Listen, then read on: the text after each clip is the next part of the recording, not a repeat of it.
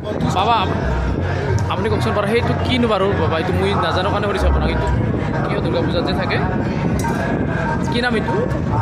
নৱপত্ৰিকা বাসিনী দুৰ্গা পত্ৰিকা বাহিনী দুৰ্গা হয় ৰম্ভা মানে কলগছ মানে ৰম্ভা ৰম্ভা অধিষ্ঠাত্ৰী দুৰ্গা অঁ ডালিম গছ থাকে ডালিম গছৰ ডালিম্ব অধিষ্ঠাত্ৰী দুৰ্গা মান গছ থাকে মান কচু যিটো সেইটো মান্না অধিষ্ঠাত্ৰী দুৰ্গা আৰু কচু গছ থাকে সেইটো হ'ল কচ্চা অধিষ্ঠাত্ৰী দুৰ্গা অশোক গছ থাকে অশোক অধিষ্ঠাত্ৰী দুৰ্গা তাৰপাছত মান্না অধিষ্ঠাত্ৰী কচ্চা ধান গছ থাকে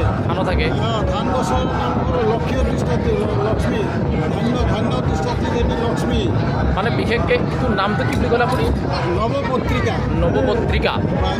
আৰু নৱপত্ৰিকা মানে 9টা গছপতত লগ লাগি কিনে নৱপত্ৰিকা হয় পত্ৰিকা বনোৱা হৈছে আৰু মা প্ৰথমতে তাতে আৱিৰ্ভাৱ হয় তাৰ পৰা সেই যেনিবা মূৰ্তিলৈ যায় তাক আবাহন কৰি আমি ষষ্ঠীৰ দিনা যিটো আবাহন কৰোঁ বেলগছ জাগ্ৰত কৰোঁ তাৰপাছত এই গছবিলাকক আমি আবাহন কৰি একত্ৰিত কৰি